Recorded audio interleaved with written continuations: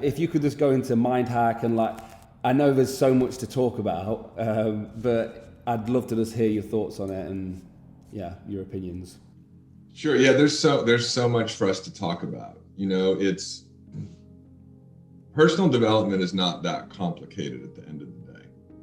And I think personal development and mindset isn't even an appropriate name for what we're talking about.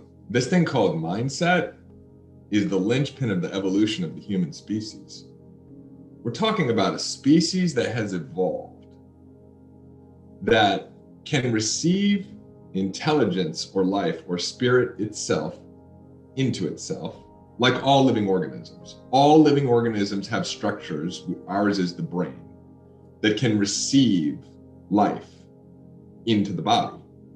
But the human being is unique because the human being is actually aware of its own thinking, right? The human being has this thing that we've named mind.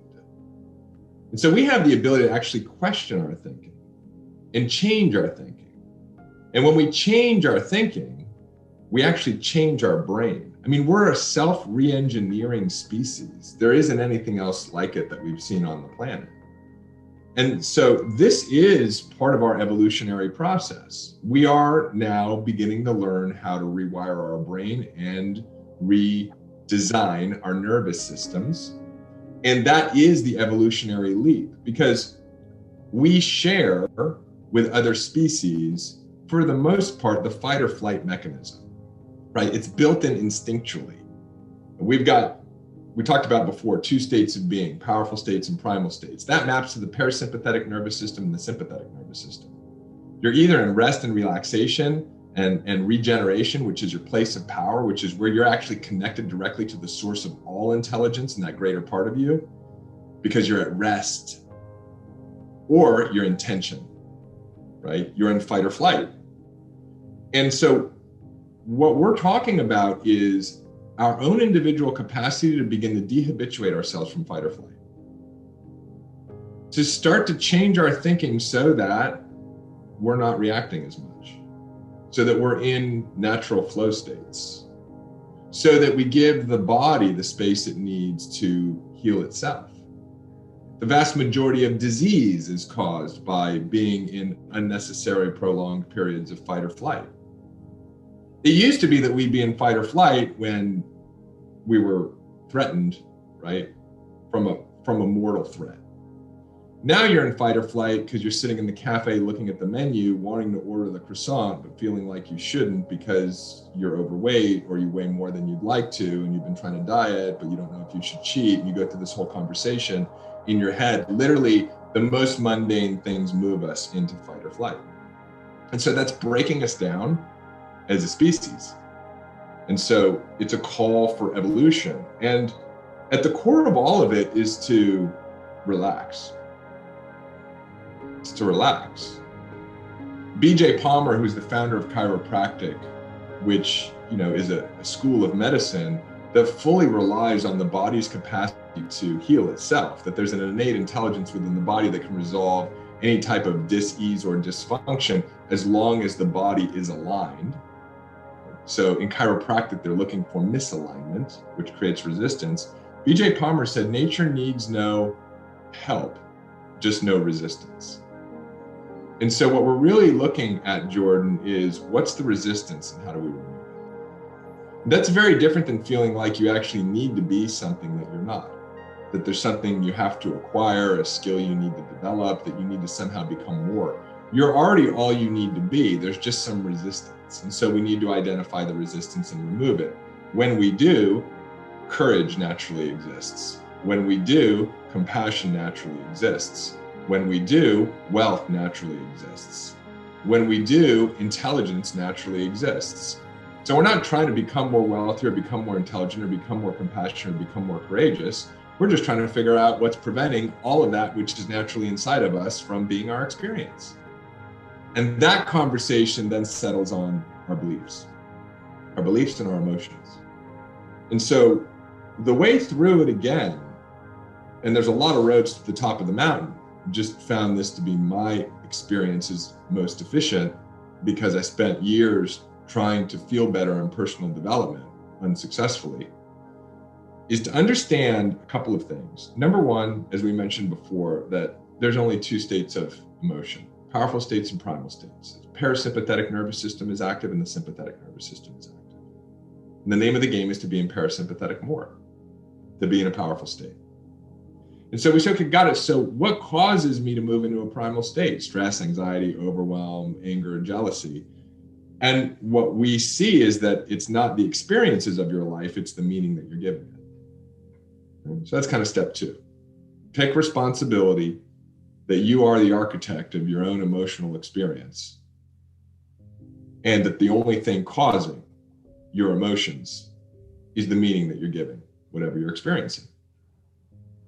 What we also found was not only is the only cause of all of your personal suffering your own thinking, but that the quality of the thinking is that it's 100% of the time untrue.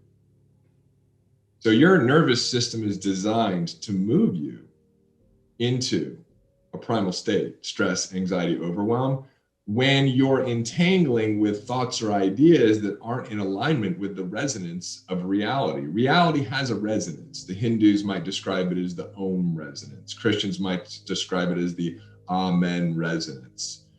Sacred geometrists, right, describe sort of the mathematical structure of reality.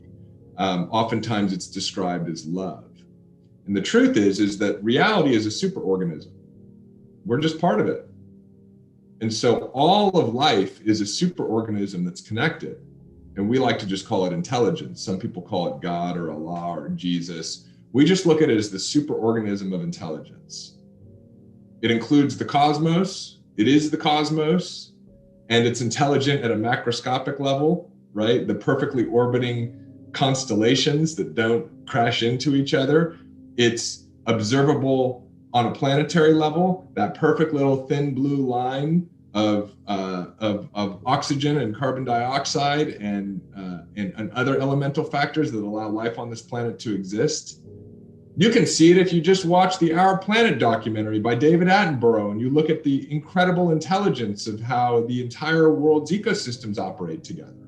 And then we can see it within our own bodies in the miracle of the fact that you can cut your skin and within a couple of days it grows back, that you don't have to beat your own heart, that you don't have to pump your own blood. Intelligence is everywhere, it's all that is. And so there are laws that govern this intelligence. And one of the fundamental laws is that it is working in infinitely intelligent and expansive ways for your greatest growth, your greatest prosperity, and your greatest evolution. Always. Always, in every moment. So when something doesn't go the way that you expect it to, you move into a primal state because you misunderstand that it's going exactly the way it should be going. And so this is another way of describing acceptance and surrender to life. But how can you accept and surrender to life if you doubt that life is working for you? So when you begin to entertain notions that life is not working for you, it creates dissonant energy in your body. It's not in alignment with the energy of reality itself. Think of it as a plus and a minus.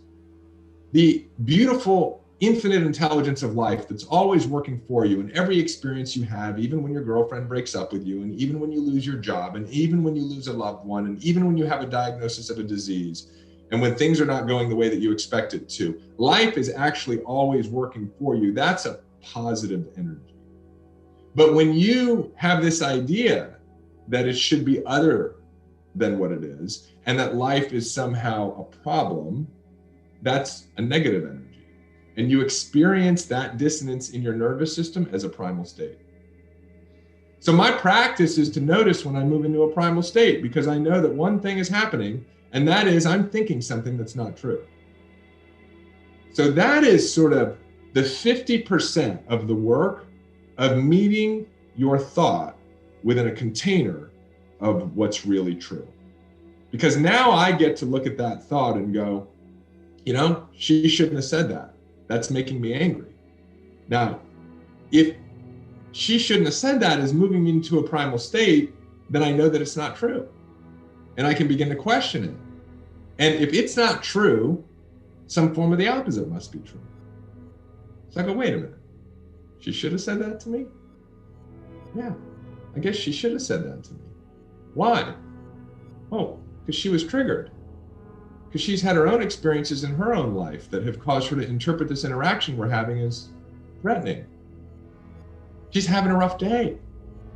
Her cup is full. Of course she should have said what she said to me. I don't have to agree with it, but just notice how the emotional tone changes now. Now I'm compassionate. Now I'm empathetic. And that's naturally there when you're aligned with reality itself. And so the biggest problem that we have as people is that we deny what it is, right? We think life should be going other than the way it is because we don't fully buy into the idea that life is working for us in every single experience. But what's so fascinating about it is if we look back on the challenges and tragedies of our life, we're all able to see that they were actually the pathway to some of the things that we cherish most in our lives and the greatest attributes that we're proud of in ourselves. So we become impatient in our evaluation of the present moment. So in order to create real change, you have to have a philosophy that is sort of the container of this conversation. That's why Einstein said the most important decision you make is whether you live in a friendly or hostile universe. We should listen to some of the greatest thinkers of all time. The most important decision you make is whether you live in a friendly or hostile universe. The most important decision you can make is whether life is working for you moment by moment for your greatest growth, your greatest prosperity, your greatest evolution, or not. Because now you have a philosophy that you can operate in and a tool set. Oh, I have only two states of being. The only cause of me moving into a primal state is my own thinking. The quality of the thinking that moves me into primal state is dissonant thinking. It's not true. It's not aligned with what's really happening here. Now I can start to question that and say, well, if that's not true, then some form of the opposite must be true. And now I can begin to explore new possibilities. And the moment you actually see one of those new possibilities that will feel better, it'll align you with a powerful state. It'll be more congruent with the outcomes you're trying to produce. The moment you actually see that, what you also see simultaneously is that what I was thinking before makes no sense. And that's transformation. The moment you can see your unintelligent thinking is unintelligent, you can't unsee it. And so what I found was that was the fastest way to producing more permanent change in the way that I was experiencing life. Because I was going to personal development events and jumping up and down for 3 days and feeling really, really excited and open to a whole new possibility of life or my business or my health or my relationships. And then I'd go home and 2 days later, I'd have a personal development hangover. I felt even worse than I did before. And the truth was, yeah, because I went home with the same brain. But your brain is looking for efficiency.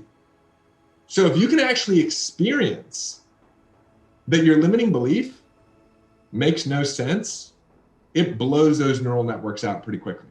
The brain goes, there's really no need for us to go back to that as frequently. Now, again, it's a practice because you'll go out, you'll get triggered by the same thing, but now you've actually seen the thinking is unintelligent. Now you've actually seen the new decision or the truth or the interpretation that you've created, and this becomes the daily practice.